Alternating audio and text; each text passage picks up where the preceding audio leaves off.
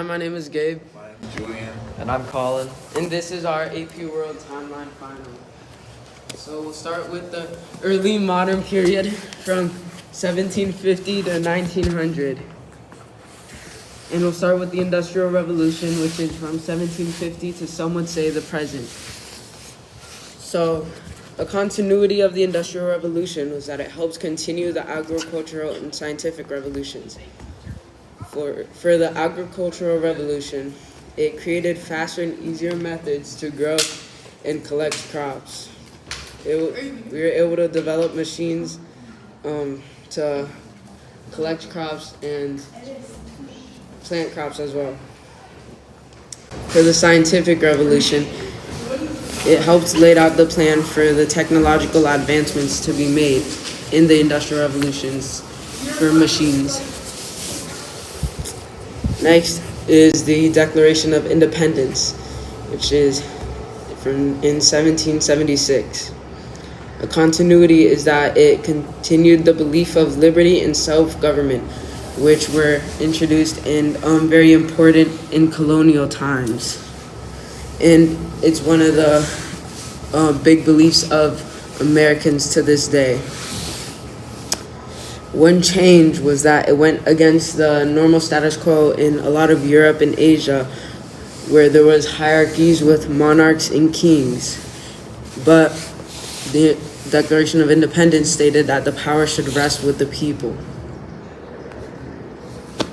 Next is the life of Charles Darwin from 1809 to 1882. Charles Darwin was known for his analysis of plants and animals, which with the information he gathered. Next is the life of Charles Darwin from 1809 to 1882.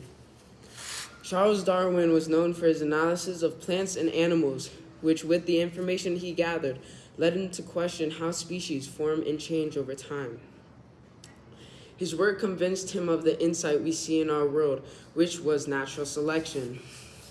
Charles Darwin's social Darwinism was a theory that individuals, groups, and peoples are subject to the same Darwinian laws of natural selection as plants and animals. It also justified political conservatism, imperialism, and racism, which discouraged intervention and reform. So, one continuity was that even though the ideas that Charles Darwin presented challenged the ideas put forward by religious organizations, many of them were still able to hold on to power and influence and were still well received by the general public. And one change, as mentioned before, was natural selection and evolution, new ideas which completely changed the way in which we see the history of the world and humanity. So next is the U.S. Civil War, which was from 1861 to 1865. There had been a lot of tension between northern and southern states about the issue of slavery, so this war showed what the continuation of that would lead to. And one change was that the U.S. Civil War led to the abolition of slavery and the establishment of new civil rights for African Americans in the U.S. So now I'm going to talk about the late modern period from 1900 to 2000. So first, we'll talk about the Paris Peace Conference in 1919. And a change that came with the Paris Peace Conference and the Treaty of Versailles that came with it was that the countries on the losing side of the Treaty of Versailles became much weaker as a result of the harsh conditions that were imposed on them by the victors, and especially Germany. Continuity is that tensions between both the losing and the winning countries continued on, even though the treaty did officially end the First World War. In an official sense, tensions still continued for long after the treaty was signed on both sides, but mainly on the losers because they felt a great amount of hatred and anger towards the winning countries that had imposed such like severe conditions onto them. So next, D-Day in 1944.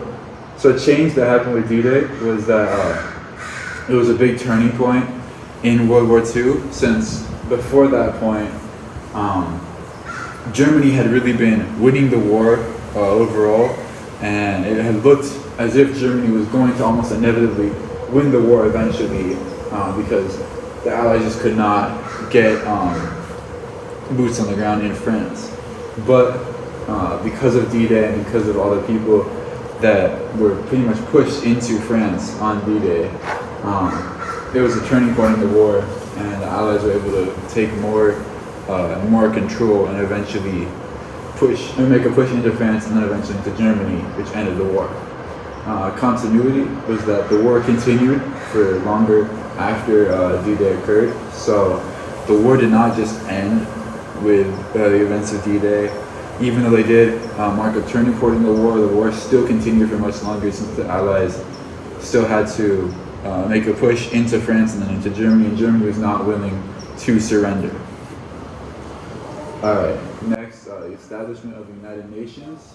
So, that was in 1945, and a continuity that came with the establishment of the United Nations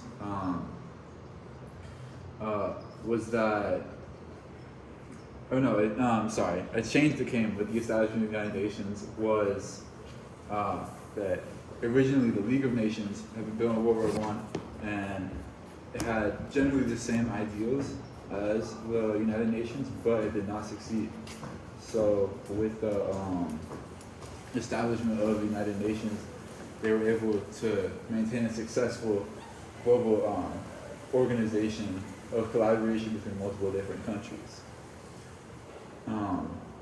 And a change is that, or a continuity is that even though the League of Nations did end up failing, countries still had a great interest in maintaining good relationships with each other and cooperating with one another, which obviously was shown in the creation of the United Nations. So finally, the collapse of the USSR in 1991. So a big change that happened with the collapse of the USSR was that Russia became seen as less of a superpower on a global scale. Before the collapse of the USSR, Russia had been seen as a power that was capable of rivaling even the US, which is the number one economy, or which has the number one economy on a global scale.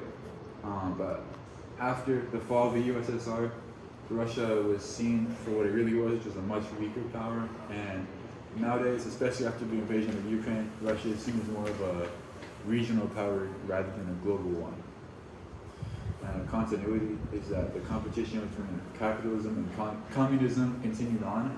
So even though Russia fell as a superpower and the USSR was pretty much taken apart, the competition between capitalism and communism pretty much just shifted from the USSR versus the US onto the US versus China.